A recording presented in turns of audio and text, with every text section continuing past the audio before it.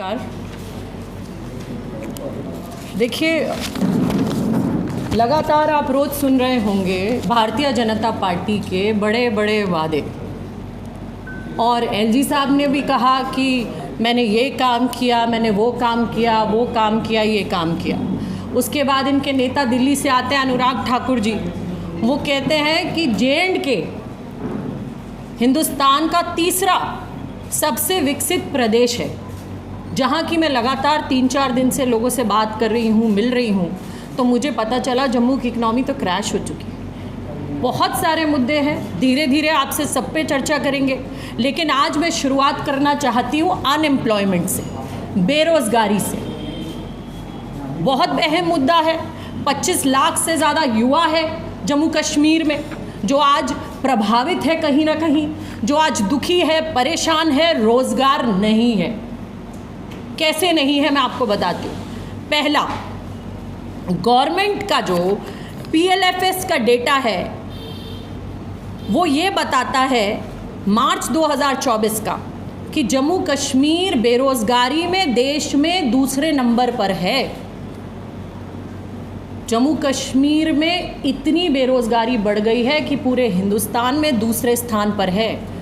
हमें कहा गया था कि 370 हटेगी तो रोज़गार का बूम आएगा, न जाने कितने उद्योग लगेंगे, कितने धंधे लगेंगे, कितने रोज़गार मिलेंगे। और तो और जो रोज़गार थे वो भी ठप हो गए। एक टूरिज़्म के नाम पर जो रोज़गार जम्मू कश्मीर को मिला करता था, आज जम्मू, स्पेशली जम्मू में बैठी हूँ तो आपसे कहूँगी कि जम्मू कहीं ना कहीं पिछड़ता जा रहा है। आज वो रोज़गार भी बंद हो गए हैं। कोई नए डेवलपमेंट, टूरिज़्म में कोई किसी चीज़ में आपने नया डेवलपमेंट देखा हो तो आप प्रेस है, रोज़ नोट करते हैं, आप हमें बताइए। कहीं कुछ नहीं।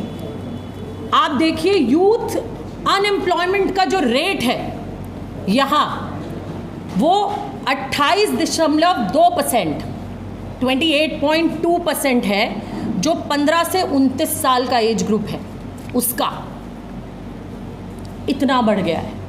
अगर मैं महिलाओं के अनएम्प्लॉयमेंट की और बेरोज़गारी की बात करूं तो आज महिलाओं की 48.6% बेरोज़गारी दर है J&K में, 48.6%, which is highest in the country.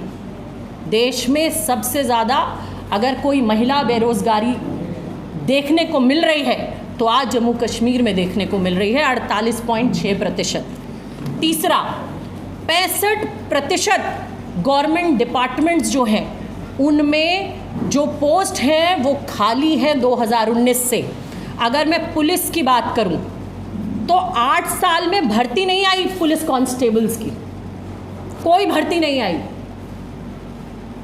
शिक्षकों की 4400 स्कूल J&K में बंद हुए, शिक्षक नहीं है, लेकिन कोई शिक्षकों की नई भर्ती जम्मू कश्मीर में नहीं हो रही है।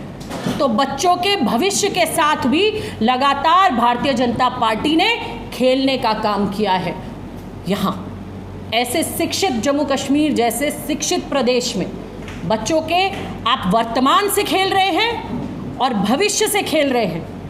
और आपने जो इन 10 सालों में किया है वो किसी से छुपा हुआ नहीं है। आपने, ये मैं आपको दिखाना चाहती हूँ, मैं लेकर आई हूँ, मैं जो बात आपसे कह रही हूँ उसके तथ्य आपको बताना चाहती हूँ कि आप देखिए कितने प्रोटेस्ट हुए। ये कांग्रेस पार्टी नहीं कह रही है, ये कितने प्रोटेस्ट हुए हैं जम्मू कश्मीर में, जो मैं आपको दिखा रही हूँ। पहला, PHE daily wages protest to press minimum wage act implementation, ये देखिए आप इसको। उसके बाद जल शक्ति डिपार्टमेंट डेली वेजर्स, ये भी प्रोटेस्ट कर रहे हैं। फिर आता है MSJK प्रोटेस्ट, बेरोजगारी हाय हाय। ये जम्मू कश्मीर की जनता रो रही है। LG साहब, आप कह रहे हैं कि आपने बहुत कुछ किया है और आप छोड़ने को तैयार हैं। अगर आपने नहीं किया तो छोड़ दीजिए। ये जम्मू कश्मीर की जनता रो रही है।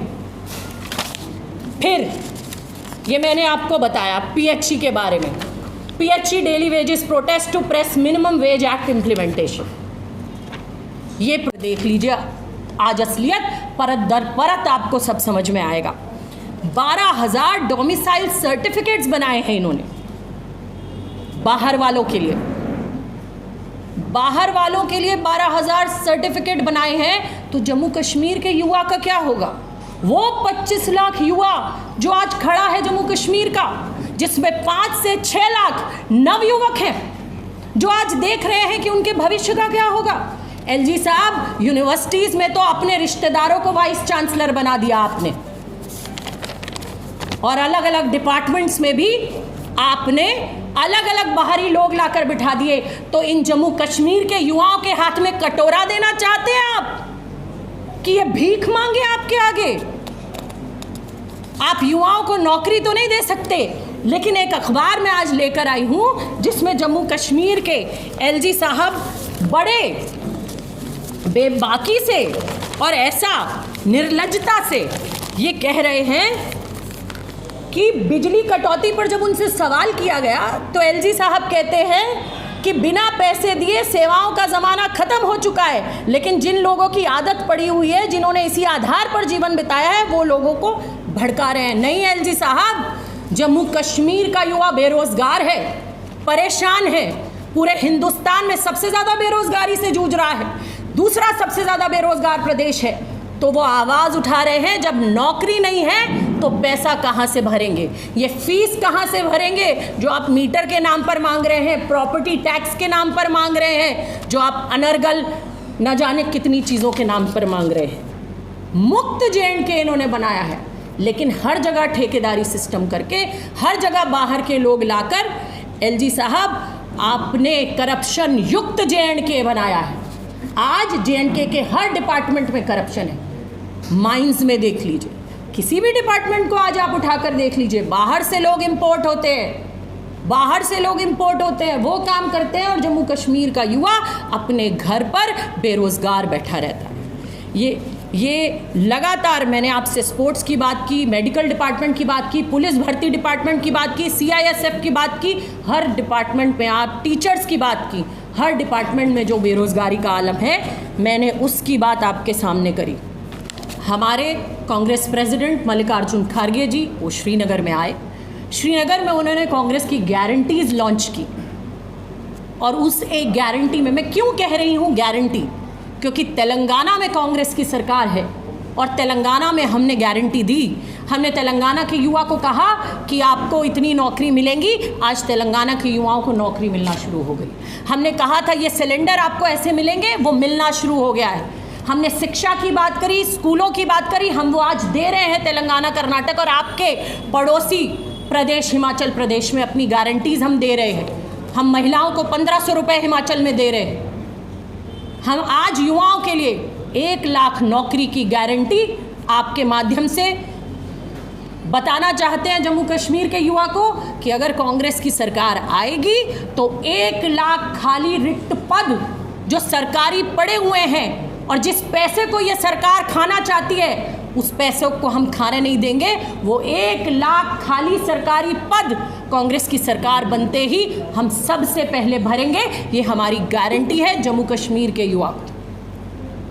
मेरे साथ ओनिका जी है, जो मैंने बोला है उसको इंग्लिश में ब्रीफ करेंगी, आपको बताएंगी।